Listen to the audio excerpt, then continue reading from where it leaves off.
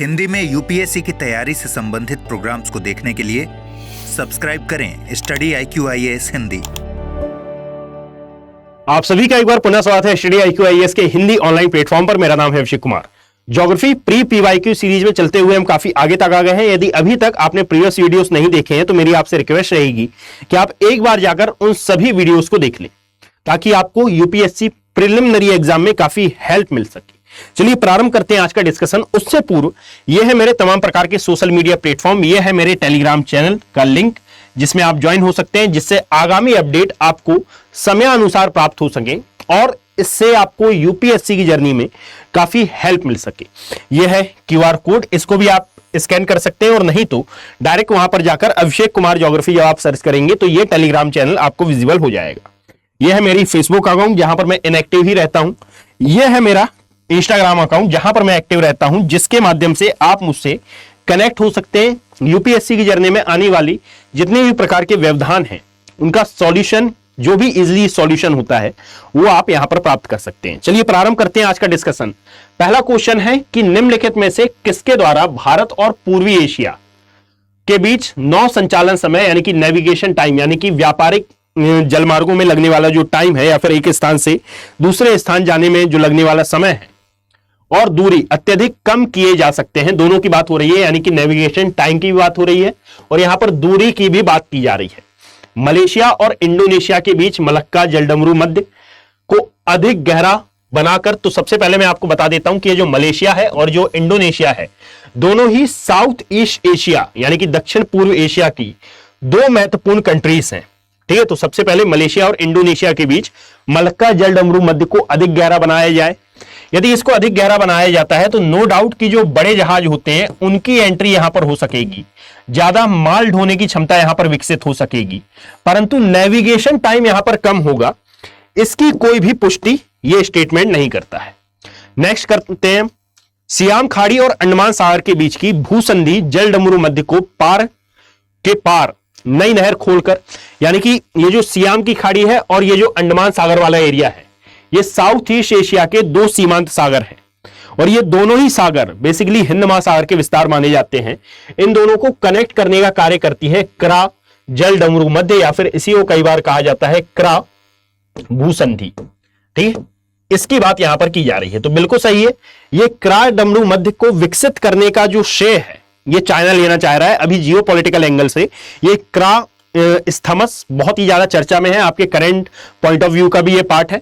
तो भाई इस क्वेश्चन के आने की प्रोबेबिलिटी बहुत ज्यादा बढ़ जाती है क्योंकि जियोपॉलिटिकल एंगल से ये क्रा स्थमस बहुत ही ज्यादा चर्चा में है। इसके अकॉर्डिंगली कौन सा ऑप्शन सही है, तो केवल और केवल ऑप्शन नंबर बी हमारा करेक्ट होगा, यानी कि केवल 2 स्टेटमेंट हमारा सही होगा। यद्यपि कॉफी और चाय दोनों की खेती पहाड़ी ढलानों पर की जाती है, तथापि इनकी कृषि के संबंध में इन दोनों में कुछ अंतर पाया जाता है। इस संदर्भ में निम्नलिखित तत्वों पर विचार करिए। चलो भाई देख लेते हैं कि क्या क्या बोल रहा है ये। देखिएगा, पहला स्टेटमेंट है कॉफी के पौधे को उष्णकटिबंधीय क्षेत्रों की, मैं एक ही साइड रहता हूं ताकि आपको ये पढ़ने में भी आसानी हो और साथ ही साथ मैं आपको बता भी सकूं। कॉफी के पौधों को उष्णकटिबंधीय क्षेत्रों की उष्ण और आर्द्र जलवायु की आवश्यकता होती है, जबकि चाय की खेती उष्णकटिबंधीय और उपोष्णकटिबंधीय दोनों क्षेत्रों में की जा सकती है। ठीक है, तो पहला स्टेटमेंट बिल्कुल सही है क्योंकि कॉफी का जो पौधा होता है ये मेनली हमारे कर्नाटका में उगेगा, जो बाबा बुदन की पहाड़ियां हैं वहां पर ये उगाया जाता है और वहां पर नो डाउट की उष्णकटिबंधीय जलवायु आपको देखने के लिए मिलती है। वर्षा भी ज्यादा होती है, मतलब कि उष्ण और आर्द्र जलवायु की इसको आवश्यकता होती है। यानी कि आपको यदि ये ना भी मालूम रहे कि भाई कॉफी का पौधा के लिए किस प्रकार की जलवायु चाहिए, किस प्रकार का मौसम आपको चाहिए, तो आप एरिया बस याद रख लें कि वो किस एरिया में उगाई जा रही है, उसके आधार पर भी आप अंदाजा लगा सकते हैं। जबकि चाय की खेती उष्ण और उपोष्णकटिबंधीय दोनों क्षेत्रों में की जाती है, बिल्कुल सही है ना। ये आसाम में भी होती है और कई जगह पर ये आपको दक्षिण भारत में भी उगाई जाती हुई देखने के लिए मिलती है। पहला स्टेटमेंट बिल्कुल सही है। कॉफी बीजों के द्वारा प्रवर्धित की जाती है, लेकिन चाय केवल डाली कलम के द्वारा प्रवर्धित की जाती है, यानी कि उगाने की बात कर रहा है। मैं आपको बता दूं कि ऐसा बिल्कुल नहीं है भाई कि ये कॉफी डाली कलम के द्वारा उगाई जाती है। इसमें भी बीजों की चाय में भी बीजों की अर्थात सीड्स की तो आवश्यकता होती ही है। तो स्टेटमेंट नंबर 2 हमारा रॉन्ग हो जाएगा। इसके लिए फिर ग्राउटिंग का भी प्रयोग किया जाता है, ग्राफ्टिंग का भी प्रयोग किया जाता है, साथ में जो टिश्यू कल्चर होता है उसका भी यूज होता है कॉफी के उत्पादन के लिए। यानी कि और भी कई तरीके हैं कॉफी को उगाने के लिए, अलग अलग प्रकार की किस्में होती हैं, उनको अलग अलग प्रकार से उगाया जाता है, अलग अलग प्रकार से उनकी बागवानी की जाती है। तो ये स्टेटमेंट नंबर 2 हमारा गलत हो जाएगा। यहां पर उपरोक्त कथनों में से कौन सा या कौन से कथन सही है? ध्यान से समझिएगा कि पहले में जलवायु की बात की गई थी, मौसम की बात की गई थी कि किस संबंधित जलवायु में या फिर मौसमी गतिविधियों में उसको उगाया जाता है, और सेकंड में बात की गई थी कि असल में उगाने के लिए किसका प्रयोग किया जाता है, किस प्रकार की पद्धति का। तो यहां पर दोनों में ही बीजों का प्रयोग किया जाता है, और कॉफी में तो और भी अन्य तरीके हैं। दैट इज वाई ये स्टेटमेंट नंबर 2 हमारा गलत है। ठीक है, तो यहां पर कौन से सही है? तो केवल और केवल एक हमारा सही माना जाएगा। अगले पर चलते हैं। निम्नलिखित योगों पर विचार करें। क्या विचार करना है? तो एक जगह दिया गया है संरक्षित क्षेत्र, और सेकंड दिया हुआ है कि ये किसके लिए जाने जाते हैं।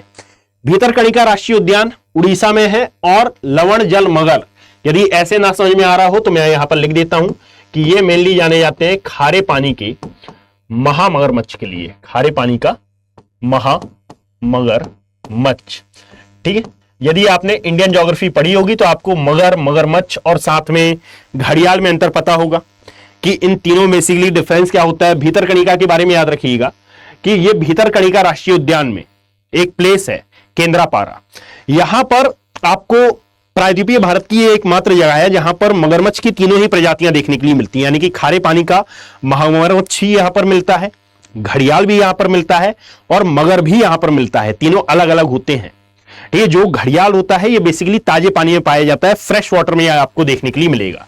यदि सुंदरवन डेल्टा की हम बात करते हैं तो ये सेकंड नंबर पर, सेकंड लार्जेस्ट यानी कि सेकंड सबसे बड़ा मैंग्रोव क्षेत्र माना जाता है भारत का।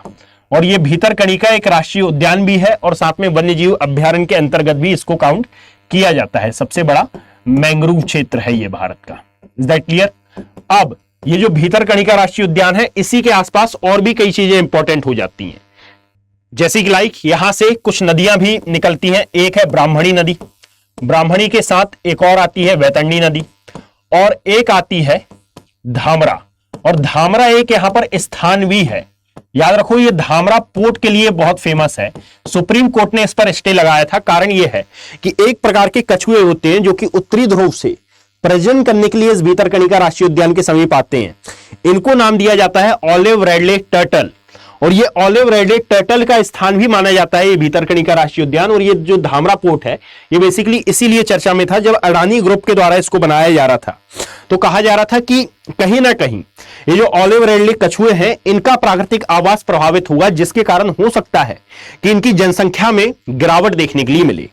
सुप्रीम कोर्ट ने इस पर स्टे लगाया, और फिर धामरा के जैसी ही कंडीशंस यानी कि जो नेचुरल गतिविधियां थी, जो नेचुरल एक्टिविटीज थी वहां की, उसके आधार पर इस भीतरकणिका राष्ट्रीय उद्यान के आसपास उसी प्रकार का एटमॉस्फेयर क्रिएट किया गया, ताकि ये जो ऑलिव रेडले कछुए हैं यहां पर आकर अपने प्रजनन की गतिविधि को संचालित कर सकें, ताकि इनकी जो गिरती जनसंख्या है या फिर गिरती हुई जो आबादी है इसको कंट्रोल किया जा सके। इसके कारण करंट पॉइंट ऑफ व्यू से ये चर्चा में था।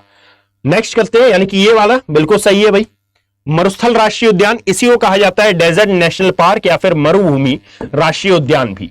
ये राजस्थान में आता है, और राजस्थान के किस जिले में? तो भारत और पाकिस्तान की सीमा पर यदि आप देखेंगे तो एक जिला मिलेगा जैसलमेर, इसके समीप ये देखने के लिए मिलेगा। और ये मेनली जाना जाता है महान भारतीय सारंग, बिल्कुल सही है। परंतु इसके अलावा भी याद रखो ग्रेट इंडियन बस्टर्ड, अर्थात जिसको हम सामान्यतः सोन चिड़िया के नाम से जानते हैं, जिनकी वर्तमान में भारत में संख्या लगभग 70, एक बार चेक कर लेना करंट पॉइंट ऑफ व्यू से कि अभी वर्तमान में संख्या इनकी कितनी है। लगभग 70 के समीप बची है। इनका IUCN स्टेटस क्रिटिकली एंडेंजर्ड रखा गया है। ठीक है, क्रिटिकली एंडेंजर्ड की कैटेगरी में ही आते हैं, मतलब कि ये भी करंट पॉइंट ऑफ व्यू से चर्चा में था। हाँ, 2010 का ये क्वेश्चन है, परंतु मैं ये इसलिए बता रहा हूं क्योंकि भाई साहब ये चर्चा में रहा था। और ऐसा ज्योग्राफी का या फिर एनवायरमेंट इकोलॉजी का कोई सा भी ऐसा टॉपिक जो हाल ही में चर्चा में रहा हो या फिर किसी भी आर्टिकल में उसके बारे में कहा गया हो, ये एग्जाम पर्सपेक्टिव से बहुत ही ज्यादा इंपॉर्टेंट हो जाता है। ये तो इसको भी आप याद रखेंगे, ये बिल्कुल सही है सारंग के लिए भी और सोनचिड़िया के लिए भी। एराविकुलम ये केरल में आता है। हुलुक गिबन नहीं, इसके लिए ये नहीं जाना जाता। हाँ, ये भी एक प्रकार का पशु है नो डाउट, परंतु नीलगिरी ताहर के लिए ये बेसिकली फेमस है। नीलगिरी ताहर ये एक हिरण है, ठीक है, हिरण की एक प्रजाति है, ये इसके लिए जाना जाता है। तो थर्ड वाला हमारा रॉन्ग हो जाएगा। ये पता है ना कहां पर आता है, केरला वाला, यदि आपने देखा होगा नीलगिरी के बारे में पढ़ा होगा तो एराविकुलम वहां पर एक स्थान आता है, वहीं की बात यहां पर हो रही है। उपर्युक्त युग्मों में से कौन सा या कौन से सही सुमेलित है, तो केवल और केवल 1 और 2 इसमें सही सुमेलित है, तो option number B is the right answer. अगला चलते हैं भाई। उससे पहले याद रखिएगा कि स्टडी IQ IAS 2.0 आपको देखने के लिए मिला है अभी, यानी कि 2 फरवरी को आपके लिए हमने एक बहुत ही विशेष ऑफर यहां पर लॉन्च किया था। लाइव आए थे स्टडी IQ के तमाम शिक्षकगण और आपके लिए कुछ विशेष ऑफर्स उन्होंने डिस्क्लोज किए थे। इन विशेष ऑफर्स में ये संपूर्ण बैच थे, अर्थात 3 प्रकार के बैचेस अब आपको स्टडी IQ IAS हिंदी के प्लेटफॉर्म पर देखने के लिए मिलेंगे। इनमें कौन कौन से हैं, तो इसमें जो सबसे सुप्रीम बैच माना जाता है यह है प्लेटिनम, अर्थात यहां पर समस्त प्रकार की सुविधाएं आपको मुहैया कराई जाती हैं, जिससे आपकी जो UPSC की जर्नी है ये बहुत ही इजी मैनर में आप कंप्लीट कर सकते हैं स्टडी IQ IAS हिंदी के साथ। एक होता है गोल्ड और एक होता है बच्चे सिल्वर। सिल्वर में कुछ सुविधाएं आपको एड ऑन नहीं मिलती हैं, परंतु याद रखिएगा कि यदि आप सिल्वर भी बाय करते हैं तो ये भी ऐसा नहीं है कि स्टडी IQ IAS हिंदी आपको इसमें सहायता नहीं करेगा, परंतु कुछ जो बेनिफिट्स होते हैं वो यहां पर नहीं प्रोवाइड होते हैं। तो एक होता है सिल्वर, एक होता है गोल्ड और एक होता है प्लेटिनम। आप इनमें ज्वाइन हो सकते हैं, ठीक है। इनमें ज्वाइन होने के लिए आपको कुछ नहीं करना है, स्टडी IQ IAS हिंदी की वेबसाइट पर जाना है, दिए हुए लिंक पर क्लिक करना है जो कि डिस्क्रिप्शन में दिया हुआ है। वहां पर 3 प्रकार के बैचेस आपको अवेलेबल दिखेंगे। किसी भी बैच से ज्वाइन होने के लिए आप AKB लाइव कोड का जब यूज करेंगे तो आपको मैक्सिमम डिस्काउंट यहां पर मिलेगा। यह प्लेटिनम का प्राइस यहां पर दिया हुआ है 29,999 रुपए, ठीक है। यह प्राइस आपको AKB लाइव कोड यूज करने पर मिलेगा, अन्यथा की स्थिति में यह प्राइस आपको कुछ बढ़कर मिलेगा। 10 फरवरी से यहां पर बैचेस प्रारंभ हो रहे हैं और शाम को 6 बजे से, यानी कि इवनिंग की क्लास है, ये 6 बजे से यहां पर कक्षाएं लगेंगी, ठीक है। तो यदि आपको इन बैचेस से ज्वाइन होना है तो एज सुन एज पॉसिबल आप इनसे ज्वाइन हो सकते हैं। और यदि आप ये सोचते हैं कि भाई अक्सर ये डाउट रहता है कि UPSC की तैयारी में हम किन बुक्स का चयन करें, मार्केट में बहुत सारी एक सब्जेक्ट की बहुत सारी बुक्स होती हैं, तो अक्सर चयन करने में बहुत ज्यादा दुविधा आती है। उन सभी स्टूडेंट के लिए ये UPSC प्रिपरेशन का selection box study IQ IAS Hindi ने तैयार किया है। ये 18 बुक का एक सेट है। यदि आपको ये बाय करना है तो भी आप AKB लाइव कोड का यूज करके इन बुक्स को बाय कर सकते हैं। जैसे ही आप इन बुक को बाय करेंगे तो याद रखिएगा कि ये बुक आपके होम एड्रेस पर डिलीवर कर दी जाएंगी। और ये NCERT बुक्स हैं, इनको भी आप बाय कर सकते हैं। देखिएगा कि यदि आपको इनको बाय करने में किसी प्रकार की कोई भी समस्या आती है तो आप मुझसे कनेक्ट हो सकते हैं इस टेलीग्राम चैनल पर। चलिए प्रारंभ करते हैं वापस से। ये हमारा नेक्स्ट क्वेश्चन, हिमाचल प्रदेश से होकर बहने वाली नदियां कौन सी हैं? देखिए केवल व्यास और चिनाब, यानी कि यहां पर नदियों को यदि आप देखेंगे तो ये मेनली जिस नदी तंत्र की बात हो रही है यह है सिंधु नदी तंत्र। आपको अलग समझ में आ जाएगा कि यह सिंधु नदी तंत्र के संबंध में ही बात की जा रही है। ये केवल व्यास और रावी नहीं, चिनाब, रावी और सतलुज, व्यास, चिनाब, रावी, सतलुज और यमुना। देखिएगा हमको पहला ही स्टेटमेंट या फिर पहला ही ऑप्शन पढ़कर लग गया कि ये दोनों ही प्रवाहित होती हैं, परंतु ये गलती नहीं करना है कि हमने डायरेक्ट यही ऑप्शन या फिर यही आंसर लगा दिया। कारण क्या है कि भाई आपको पूरे एक बार ऑप्शन तो पढ़ लेना है। जब हमने पूरे ऑप्शन पढ़े तो यहां पर मालूम चला कि असल में ये जो ऑप्शन नंबर डी है, यानी कि चिनाब, व्यास, रावी, सतलुज और यमुना, ये चारों ही प्रवाहित होती हैं हिमाचल प्रदेश क्षेत्र से। व्यास नदी भी प्रवाहित होती है, चिनाब भी प्रवाहित होती है, रावी भी प्रवाहित होती है और साथ ही साथ सतलुज भी प्रवाहित होती है। ये सभी एक दूसरे की सहायक नदियां हैं। जैसे कि लाइक ये जो चिनाब नदी है ये सतलुज की सहायक नदी है, रावी ये चिनाब की सहायक नदी है, व्यास सतलुज की सहायक नदी है और ये जो यमुना है ये गंगा की सहायक नदी है, परंतु हिमाचल प्रदेश को टच करते हुए ये आगे गुजरती है। इसलिए option number D is the right answer. Bharat के कुछ भागों में यात्रा करते हुए आप देखेंगे कि कहीं कहीं लाल मिट्टी पाई जाती है। मिट्टी के इस रंग का प्रमुख कारण क्या है? भाई आई थिंक मुझे बताने की आवश्यकता नहीं है कि जिस भी एरिया में कम वर्षा होती है या फिर जो भी वृष्टि छाया प्रदेश वाला एरिया होता है, एक तो वृष्टि छाया प्रदेश और एक वो वाला क्षेत्र जहां पर कम वर्षा हो रही है, यानी कि हमारा यदि प्रायद्वीपीय भारत की आप बात कर रहे हैं तो प्रायद्वीपीय भारत में दो एरिया आ जाएंगे। एक आ जाएगा हमारा पूर्वी घाट वाला एरिया, पूर्वी घाट भी नहीं, एक्चुअली यह है दक्कन का पठार वाला क्षेत्र। तो दक्कन के पठार का जो पूर्वी भाग रहेगा और जो दक्षिणी भाग रहेगा, इन दोनों को इसमें शामिल कर लिया जाएगा। ठीक है, तो ये दोनों ही एरिया ऐसे हैं जहां पर लाल मृदा का विस्तार देखने के लिए मिलता है। और लाल मृदा का लाल रंग बेसिकली होता है फेरिक के ऑक्साइड की मौजूदगी के कारण। ठीक है, तो ये बचपन से तो नहीं, बहुत लंबे समय से यदि आप एनसीईआरटी भी पढ़कर इस टेस्ट सीरीज को लगाएंगे तो आपसे ये क्वेश्चन बन जाएगा। 2010 में ये क्वेश्चन आया था। आप सोचिए कितना इजी ये क्वेश्चन था। भारत के शैल समूहों में से गोंडवाना शैलों को सबसे महत्वपूर्ण मानने के लिए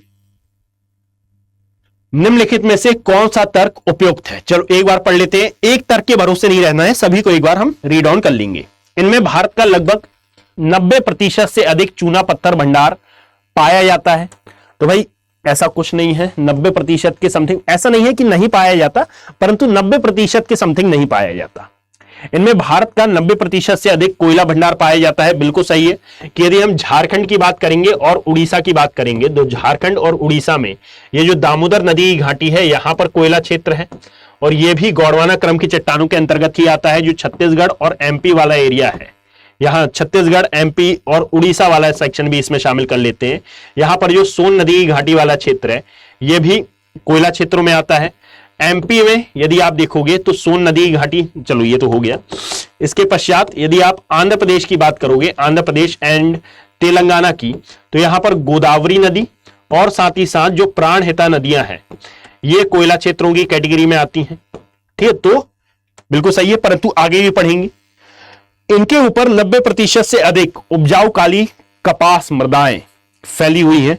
नहीं, ऐसा नहीं है। इस संदर्भ में ऊपर दिए गए तर्कों में से कोई भी तर्क उपयुक्त नहीं है। तो नहीं, उपयुक्त है ये स्टेटमेंट नंबर बी, हमें सही लग रहा है। तो statement number B is the right answer. इसके अलावा ऐसा नहीं है कि भाई और भी नहीं है, जैसे कि लाइक और भी क्षेत्र नहीं है कोयला के। लाइक यदि आपने सतपुड़ा माउंटेन के बारे में सुना हो, है ना, जो कि भारत का एक ब्लॉक पर्वत है, वहां पर भी आपको कोयला क्षेत्र विद्यमान देखने के लिए मिलेंगे। नेक्स्ट क्वेश्चन है कि निम्नलिखित में से कौन सा एक युग्म सही सुमेलित है? देखिएगा, यहां पर गोविंद सागर झील बिल्कुल सही है कि ये विश्व की सबसे बड़ी झीलों में एक है, ये सतलुज नदी पर है। अच्छा, कौन सा एक सही सुमेलित नहीं है की बात हो रही है? कोलेरू झील, इसको कृष्णा नदी से जल प्राप्त होता है, बिल्कुल सही है, परंतु यदि कृष्णा के साथ यहां पर गोदावरी भी होता तो यह ज्यादा एप्रोप्रिएट माना जाता। ठीक, क्योंकि ये एकमात्र विश्व की एकमात्र ऐसी झील है जो कि पहले लैगून झील हुआ करती थी, आज वर्तमान में ये डेल्टाई दिखाई देती है। ये बात मैंने कई बार बताई है। देखिएगा, ऐसे जो कंसेप्ट होते हैं इनको मैं डायरेक्टली बोलकर निकल जाता हूं, इस अपेक्षा से कि आपने पहले Indian geography, world geography, physical geography, ये सभी कुछ आपने पढ़ा होगा। पर यदि नहीं पढ़ा है और आप चाहते हैं कि मैं इसको डिटेल फॉर्म में कवर कराऊं, तो याद रखें कि आप इसमें इंगेजमेंट लाएं, अर्थात इन वीडियोस में इंगेजमेंट लाना इट्स योर रिस्पॉन्सिबिलिटी। यूट्यूब का एक इंगेजमेंट होता है, यानी कि एक एल्गोरिदम होता है। बेसिकली ये एल्गोरिदम ऐसा है कि जिस वीडियो पर ज्यादा बार क्लिक हुआ होगा वो उस वीडियो को जंप कराएगा। तो ये इस वीडियो को आप जितना ज्यादा शेयर करेंगे ये उतना ज्यादा जंप होगा, इस पर इंगेजमेंट उतना ज्यादा बढ़ेगा, व्यूज उतने ज्यादा आएंगे, तो हमें भी मोटिवेशन मिलेगा। और साथ ही साथ आप जब कमेंट सेक्शन में बताएंगे कि नहीं सर आप और डिटेल में कवर अप कराइए, तो एज अ सजेशन मैं इसको लूंगा और मैं अगले आने वाली वीडियोस में इसको और अधिक डिटेल के साथ और अधिक एडवांस तरीके से इसको कवर अप कराने का प्रयास करूंगा। तो चलो आगे बढ़ते हैं। उकाई जलाशय, उकाई परियोजना बिल्कुल सही है कि यह गुजरात राज्य में है और यह ताप्ती नदी पर ही स्थित है, बिल्कुल सही है। वुना झील, यह झेलम नदी के विसर्ग के द्वारा निर्मित है। यहां पर कौन सा सही सुमेलित नहीं है? तो option number B is the right answer. आगे बढ़ते हैं। देखिएगा, यदि हिमालय पर्वत श्रेणियां नहीं होती तो भारत पर सर्वाधिक संभाव्य भौगोलिक प्रभाव क्या होता?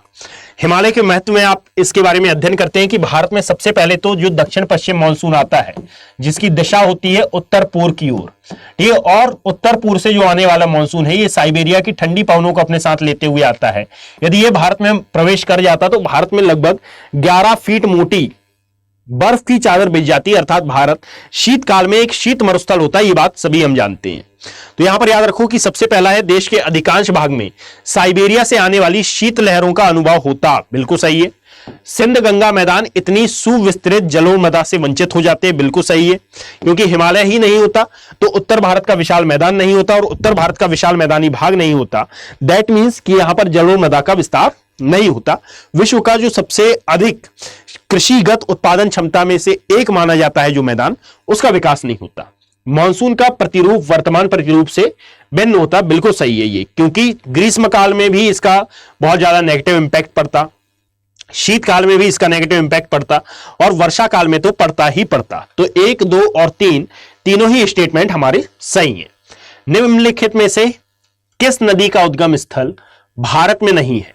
ठीक है, मैं आपको बता दूं कि ये जो व्यास नदी है ये कहां से, बाड़ालाचाला दर्रे के समीप से ओरिजिनेट होती है। चिनाब नदी का उद्गम 2 धाराओं के मिलने से होता है, एक है चंद्रा और एक है भागा नदी। दोनों ही नदियां लाहौल स्पीति क्षेत्र से उद्गम लेती हैं। रावी नदी का उद्गम ये भी बाड़ालाचाला दर्रे के समीप से ही माना जाता है। सतलुज नदी का उद्गम ये होता है मानसरोवर झील के समीप से। एक प्लेस है मानसरोवर में जिसको नाम दिया जाता है राकस ताल या राक्षस ताल वाला स्थान, यहां से ये ओरिजिनेट होती है और यहां से उद्गम लेते हुए शिप्कला गॉर्ज का हिमाचल प्रदेश में निर्माण करते हुए भारत में प्रवेश करती है। तो सही आंसर है हमारा ऑप्शन नंबर डी, सतलुज। निम्नलिखित में से किस एक स्थान से भारत की 2 महत्वपूर्ण नदियों का उद्गम होता है, जिनमें एक उत्तर की ओर प्रवाहित होकर बंगाल की खाड़ी की तरफ प्रवाहित होने वाली दूसरी महत्वपूर्ण नदी में मिलती है और दूसरी अरब सागर की तरफ प्रवाहित होती है?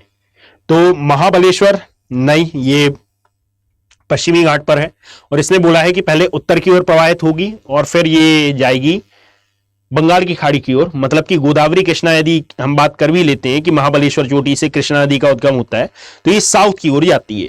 बद्रीनाथ, तो असल में ये बद्रीनाथ ये हिमालय के अंतर्गत आता है। हिमालय से ग्लेशियर से यदि कोई भी नदी निकलेगी तो ये दक्षिण प्रवाहित होगी।